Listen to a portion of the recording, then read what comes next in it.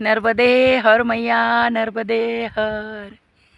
आता आमची एक मोजून 3 किलोमीटरची परिक्रमा राहिलेली आहे.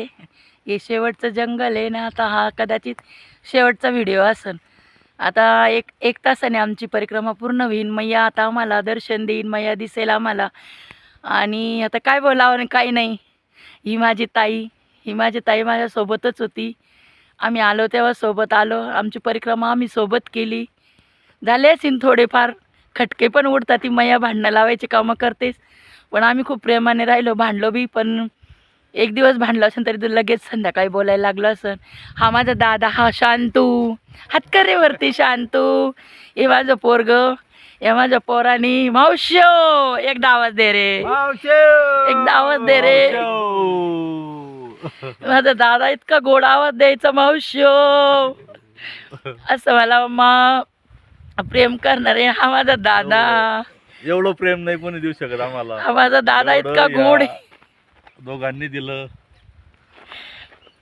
अंतरामने दिलं. इतका गोड आहे ना, लय लय काय सांगावं. पण मैयाने आम्हाला एक नवीन नातं दिलेलं आहे खरंच, की आम्ही नाही विसरू शकत.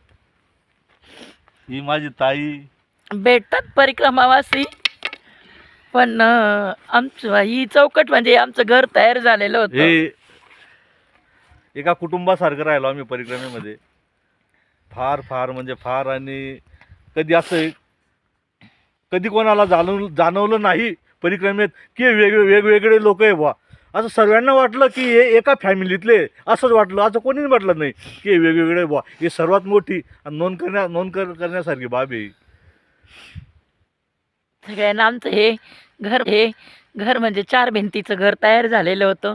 आणि या घरात राहणाऱ्या या 4 मूर्ती म्हणजे एकदम म्हणजे मैयाचे बच्चे म्हणून राहिलो आम्ही.